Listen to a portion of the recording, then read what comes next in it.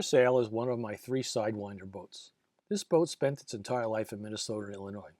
The project started in the fall of 2023 and finally hit the water on July 20th of this year, 2024. The old registration expired in 2016, and it's good to see it floating again. From this view, you feel like you're waiting for James Bond to jump aboard. In the beginning, I will show you the Sidewinder, and in the remainder, I will demonstrate how we replace the transom from the outside. The boat will comfortably seat 4, and the dash or helm has a full complement of gauges. The engine is a 1994 90 horsepower Johnson VRO, and the VRO tank gauge is part of the gauge package that includes trim, water pressure, temperature, tachometer, voltmeter, and speedometer. Like all Sidewinders, it glides through the water. The SS model, the 16 SS model, has plenty of freeboard and can handle reasonable conditions.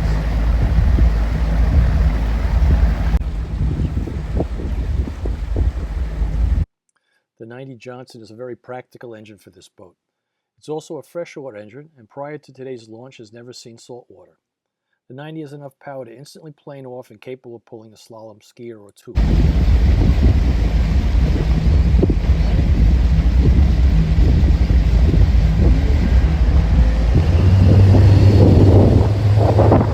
This combination will do about 40 plus miles per hour, and at 2/3 throttle cruises in the mid-30s.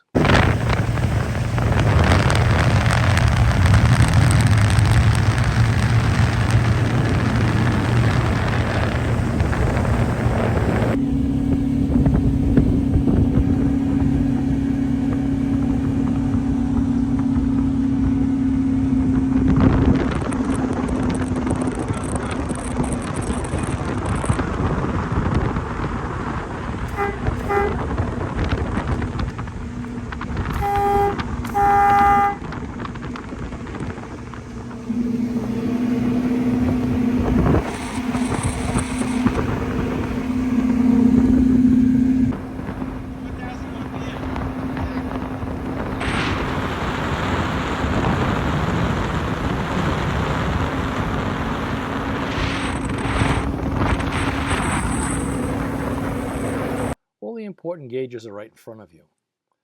On the left is the water pressure gauge and the VRO tank level.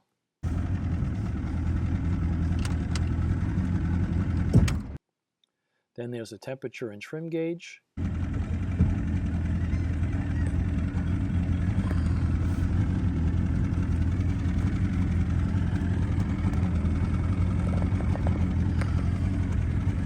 And just to the center is the tachometer and speedometer, with the voltmeter on the right side with plenty of room for additional gauges and switches.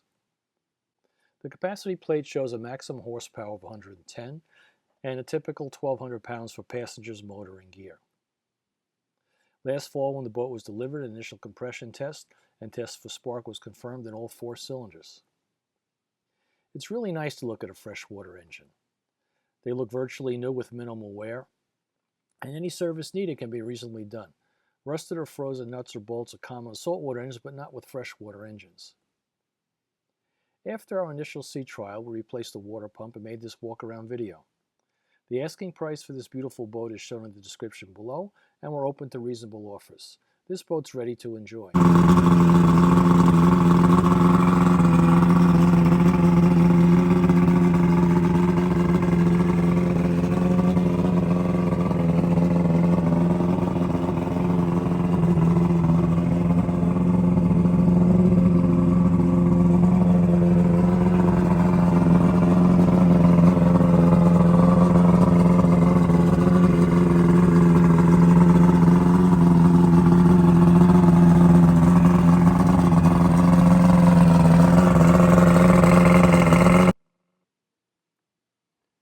In the fall of 2023, the boat was delivered in an enclosed trailer and ready to be evaluated. From this point on, I'll show you how we replaced and repaired the transom with Coosa and how detailed and strong it really is. The bottom of the boat was better than I expected. It's in reasonably good shape and has some minor scratches and scuffs that you would expect for a boat from 1975. Unfortunately, the transom was previously repaired and there was evidence of water intrusion into the transom. What looks like wide black tape on either side was a poor attempt at a fiberglass repair that extended up to the splash well. Since we had no idea what was under the previous repair and the top of the transom showed separation with cracking, it was decided to replace the transom from the outside. The blue arrows demonstrate the separation lines, and I put some additional lines just in case we decided to use the outer glass again and knew how to orient it back in place. Utilizing a 3-in-1 oscillating saw with a universal tip, a cut was made along the outline. We also utilized the existing cracks and then peeled it back. Done so far, here's my good friend and lifelong friend Peter, is we made that line and we cut, and 3/4 of where we made the cut through the gel coat was just mush. So Peter's going to pull on that, and just to show you how loose it is and how it just literally pulls apart from the transom. And then you can see the garbage. I have no idea what this guy did in his previous repair, but you can see that wood is pretty much shot, and now we're going to take it down to see what we have on the inside. The original transom was removed in large chunks and then scraped away. All right, go for it, Peter. Just show them how weak this is. We're going to try to preserve some of the inner gel coat on the splash well, so we have that as a background to put the Coosa board. But this is so much easier than doing it from the inside. And there's the 2x4. I see the 2x4, Peter, right there. That's the 2x4 we're trying to preserve. Right here. That's the 2x4 that we're going to use as our background. And that's all. That should be open.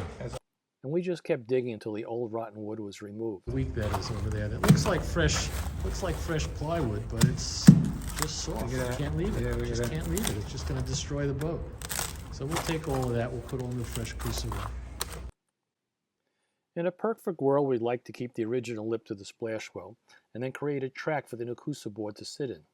An electric chainsaw was used to remove all the rotten wood and then to also create the track for the trench that we're going to place the Coosa board into.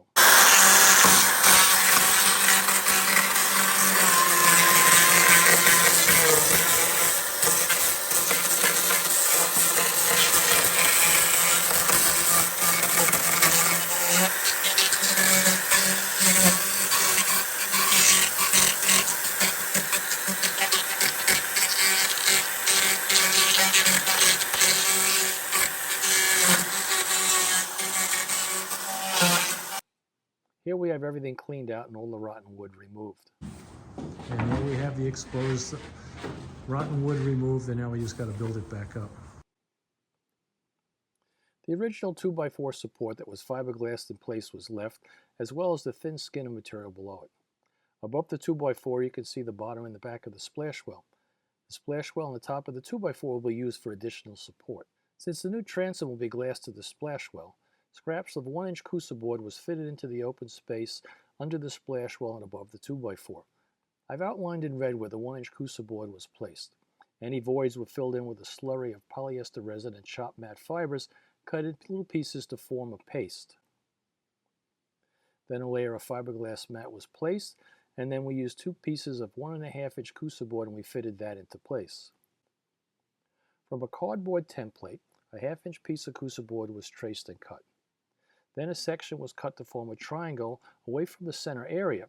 This allowed the Coosa board to fit into the track prepared on the sides and bottom. The black arrow shows a small gap that was also filled in with the resin chopped matte slurry paste. Then a second piece of 1/2-inch Coosa board was cut, but a triangular piece was placed on the opposite side away from the center. The white arrow is showing where the cut is, and the solid white line is parallel to that cut. Any voids again were filled in with the resin chopped matrix mix that was made into a slurry or paste. You can clearly see the gap was filled in with our homemade paste resin. We also used the original bolt holes that were in the 2x4 horizontal support to hold the pieces together so we didn't have to use clamp.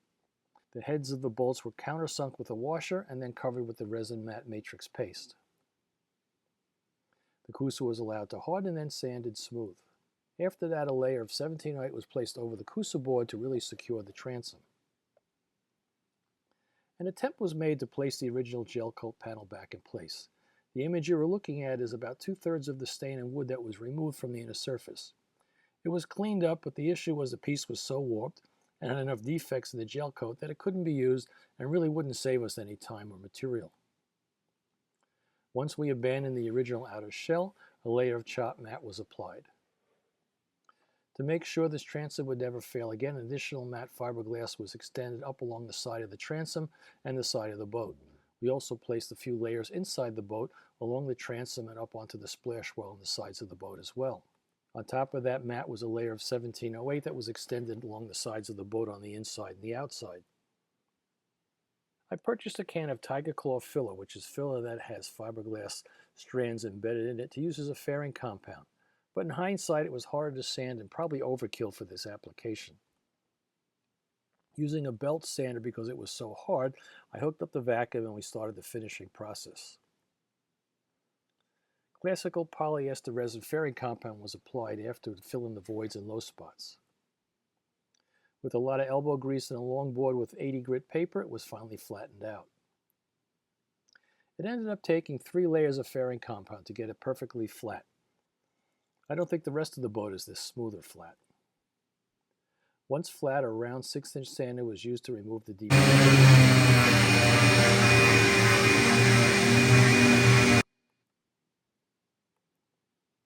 We watched a few other YouTube videos, and since we didn't have the ability to spray gel coat, it was painted on with a paintbrush and some foam brushes.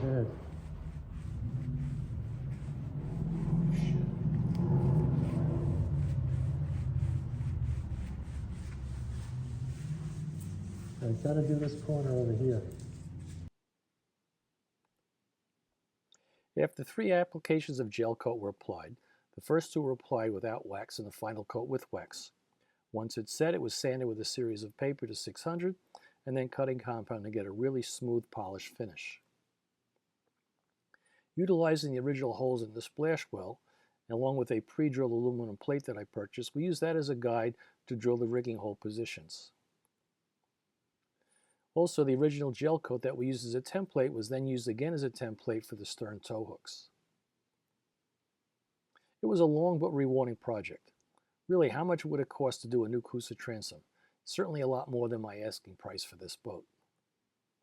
I hope you've enjoyed watching and learned something from watching this video. Please like, subscribe, and leave a comment. You have a great day today and every day.